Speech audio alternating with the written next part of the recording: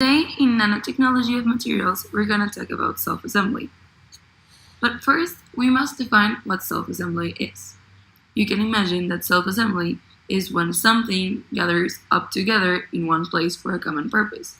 Well, self-assembly refers to the process by which nanoparticles or other molecules or discrete components spontaneously organize into ordered microscopic structures. In self-assembly, the particles want to achieve a lower free energy, and so they will gather in structures to achieve a thermodynamic equilibrium. However, in order to successfully exploit nanoparticle self-assembly, a high level of direction and control is required.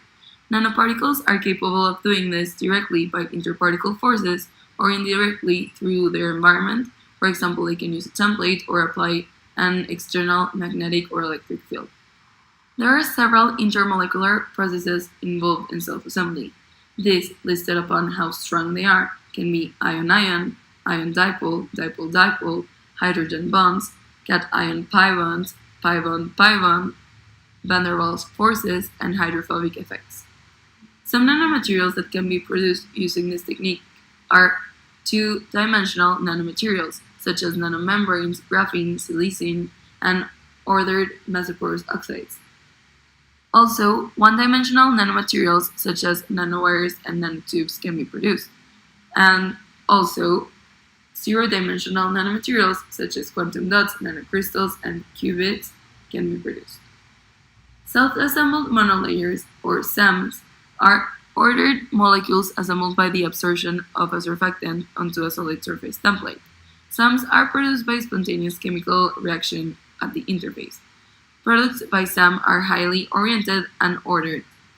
When researching about self-assembly, we found a paper talking about calixarene encapsulated nanoparticles.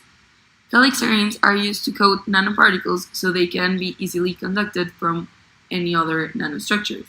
Specifically, the upper part of the calixarene is functionalized so it can recognize the nature of the particle, and later on, depending on how the tail of the calixarene is functionalized as well, they can form some layers or any other desired nanostructured material.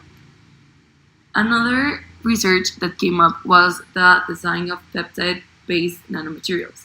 Self-assembly is a method that has been developed in nature throughout thousands of years.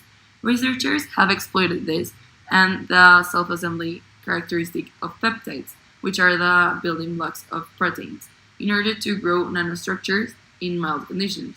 The thing here is that amino acids are functionalized with a variety of components so they can behave in the desired way.